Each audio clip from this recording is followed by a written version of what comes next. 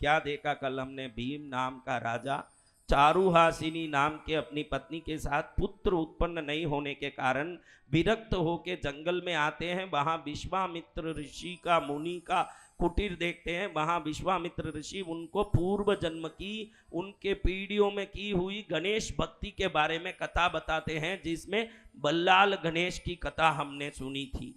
बल्लाल गणेश में गणेश जी प्रकट होकर बल्लाल को आशीर्वाद देते हैं कि मुंबई से 120 किलोमीटर दूर, मैंने बताया, पाली गणपति का मंदिर है। कभी बॉम्बे जाते हो क्या कोई? तो जरूर बॉम्बे जाते हो तो वहां से 120 किलोमीटर में अष्टविनायक में पाली गणपति है, वही ये बल्लाल विनायक है। वहां दर्शन करने वालों को गणपति ने वरदान दिया है कि सब दुख मिटेंगे। वहां जाके आप जरूर दर्शन करना। वहां हमने कथा सुनी, वहां जो बल्लभ राजा की कहानी सुनी कि बल्लभ भी अगले जन्म में दक्ष के रूप में प्रकट हुआ, जो कोढ़ी था, अंधा, बहरा, गूंगा था, और एक ब्राह्मण के शरीर के वायु के स्पर्श से ठीक हो गया। बाद में गणेश जी की साधना मुद्गल मुनि से लेके उन्होंने की, और उससे गणेश जी प्रसन्न होके बल्लाल को अपने लोक में विमान में सशरीर बुला लिया और बल्लाल गणेश लोक में पहुंचा। इसके बाद जो स्वस्थ हुआ, दक्ष बड़ा हुआ, उसको एक सपना आया। सपने में वो देख रहा है कि हाथी आके उसके गले में माला पहना रही है। क्या कर रही है? अब हाथी आके गले में माला पहना रही है, ये देखते ही बल्लाल की भक्ति करने वाला ये दक्ष प्रसन्न होकर अपनी माँ कमला को कहता है, माँ, रात में मैंने देखा कि हाथी आके सुंड से मुझे माला पहना रही है। सुनते ही उसकी माँ कमला ने कहा, बेटा, निश्चित ही ये सर्वश्रेष्ठ सपना है। इस सपने के हिसाब से तो तेरे बाप की तरह तू भी राजा बनेगा, ये निश्चित है। अब देखते हैं कि इसी कौंडिन्य नगन के राजा चंद्रसेन और उनकी पत्नी सुलभा दोनों को पुत्र नहीं, और वृद्ध होके चंद्रसेन मर जाता है। तो मंत्रियों ने मुद्गल मुनि को बुला के पूछा कि अब इस देश के राजा नहीं हैं, तो अब क्या करना चाहिए? राजा तो है नहीं, ये देश चलेगा कैसे? तो मुद्गल मुनि ने मंत्रियों को उपदेश दिया, देखो भाई, राजा नहीं है तो हमारे परंपरा है कि हमारी जो राज हाथी है उसके सुंड में आप माला दे दिया जाए, और वो माला लेके जिसके गले में पहरा दें उसी को राजा बना दिया जाए, ये परंपरा है। तो मुद्गल मुनि की बात को सुन के मंत्रियों को लगा कि ये करना चाहिए। तो राजपत्नी रानी सुलभा को पूछ के उनसे आदेश लेके पट्ट हाथी के सुंड में एक रत्नों की माला दी गई। वो माला लेके पूरे बाजार में घूम रही है। अब आपको मालूम पड़े कि हाथी माला लेके आ रही है और जिसके गले में डालेगी वही राजा बनेगा, तो आप लोग क्या करोगे भाई? हैं? अपने अपने पति को आगे खड़ा करोगे कि नहीं घर के सामने? उधर भी पूरे गांव की औरतें अपने अपने पति को, अरे आपको बुद्धि नहीं है, अब इधर कहाँ घर में बैठे हो? आज तो हाथी आ रही है, जिसके गले में माला पहराएगी वही राजा बनेगा। कब तक मैं आपकी नौकरानी की तरह पड़ी रहूंगी? मुझे भी रानी नहीं बनना है क्या? जाओ आगे खड़ो। हर औरत अपने पति को धक्का मार के आगे खड़ा रही है, लेकिन हाथी किसी को देखता ही नहीं है और सीधा आगे जा रहा है। कहाँ जा रहा है? सीधा आगे जा रहा है। और आगे जाते जाते जाते जाते जंगल में प्रवेश कर गया, क्योंकि उस हाथी को गणेश जी चला रहे हैं। कौन चला रहे हैं? गणेश जी ने सोचा कि दक्ष को उसकी साधना से मैंने आशीर्वाद दिया है, तो इस संसार में वही राजा होगा जो देवताओं की कृपा प्राप्त किया होगा। जो भटकने वाला कभी राजा नहीं बन सकता है। तो गणेश जी की कृपा से वो हाथी जंगल में जाता। अंदर जाओ तो जहाँ कमला और दक्ष जंगल में पड़े हैं उस जगह गया।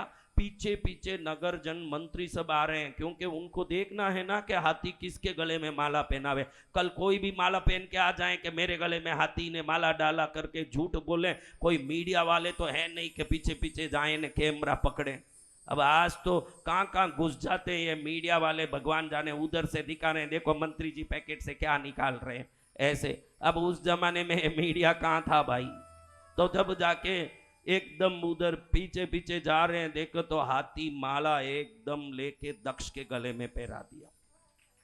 श्री गणेश जन्म से गूंगा बहरा, देखो ये कहानी आपको एक शिक्षा देती है, इसी से मैं आज कथा पूरा कर रहा हूं, क्योंकि गणेश पुराण तो बहुत बड़ा है, उसको कहने के लिए तो 1000 जीव वाले आदिशेष नाग अपने हजारों जीवों से हजारों जन्म तक बोलेंगे तो भी गणेश जी की महिमा को कोई पूरा नहीं कर सकता। जय जय तो गुरुदेव। हम क्या करेंगे, आप और हम क्या बोल पाएंगे, कुछ नहीं बोल पाएंगे। फिर भी मैं यहाँ क्या पूरा कर रहा हूं, देखो ये दक्ष कौन, जन्म से ही श्रापित, पिछले जन्म का श्राप, जिसने गणेश मंदिर को तोड़ा, गणेश जी की मूर्ति तोड़ी, कल आपने सुना ये बात, इसी कारण से तो गूंगा बहरा और अंधा बन के कोड़ी बन के जन्मा। आज वो ठीक तो हुआ ही, राजा भी बन रहा है। ध्यान रखना, आप किसी भी दुख में हो तो अपने देवताओं को प्रसन्न करने की कोशिश करो। अगर अपने घर के देवता प्रसन्न हो गए, दुख तो जाएगा ही, राजा जैसे जीवन भी प्राप्त होगा। ये कहानी वही बताता है, दुख तो जाएगा ही, दुख कहाँ रहेगा, लेकिन सुख भी ऐसे प्रकट होगा कि देखते रह जाओगे कि ऐसा सुख आ रहा है मेरे जीवन में। हाँ, मेरा तो उद्देश्य यही है कि किसी बहाने भारत में सनातन धर्म और धर्म की भक्ति बनी रहे, यही मेरी इच्छा है। मैं इसलिए जो कहना है वो कहता हूं आपको। जय जय। अब देखो, महागणेश की कृपा से गले में माला पहना हुआ दक्ष धूमधाम से हाथी पर बैठा, क्योंकि हाथी ने सूंड से उसे उठा के अपने अंबारी पर बैठा दिया। अब कल तक कोड़ी रहा, गूंगा रहा, अंधा बहरा रहा दक्ष आज पूरे देश का राजा बन गया। चारों तरफ से लोग फूल डाल रहे हैं, भले अंदर से जल रहे हैं कि ये हाथी हमारे पति के गले में माला नहीं डाली, नहीं इसको डाल दी। भले अंदर से आप लोग जलते ही हो, लेकिन बाहर वो आदमी आता है तो आप क्या करते हो? हाँ, बहुत अच्छा हुआ, बहुत अच्छा हुआ करते हो कि नहीं? ये नाटक पहले जमाने से चल रहा है, आज नहीं चल रहा, अनंत युगों से ये सब नाटक चल रहे हैं। सब लोग फूल डाल रहे हैं, सब लोग जय जयकार कर रहे हैं, सब लोग तारीफ कर रहे हैं। धूमधाम से दक्ष राज मंडप में पहुंचा, शुभ मुहूर्त निकाला गया। राज पुरोहित वेद पढ़ती ब्राह्मणों को बुला के वेद मंत्रों को पढ़ते हुए दिव्य गंगा जल, गोदावरी, नर्मदा, कावेरी, सिंधु आदि अनेक पुनीत नदियों से जल लाके बैठा करके राज सिंहासन पर दक्ष का अभिषेक कर रहे हैं। दक्ष हाथ जोड़ के कह रहा है कि ये राज्य को मैं भगवान गणेश की कृपा से चलाऊंगा और भगवान गणेश की कृपा से ये राज्य के प्रजा सदा निर्विघ्न जीवन जिए, ये प्रयत्न करूंगा। ऐसे प्रार्थना करते हुए मन में बोम गम गणपतये नमः, बोम गम गणपतये नमः प्रार्थना कर रहा है। इधर धूमधाम से उस पर राज्याभिषेक हो रहा है। पवित्र राज्याभिषेक प्राप्त करके दक्ष जैसे राजा बना, एक कोड़ी, गूंगा, बहरा, अंधा। हम भी आज वैसे ही दुखी जीवन भले ही जी रहे हैं, लेकिन ये गणेश पुराण के श्रवण की महिमा से हम भी दक्ष की तरह राजयोग प्राप्त करेंगे और हमारे जीवन में मंगल ही मंगल होता रहेगा। ऐसी प्रार्थना करते हुए यहाँ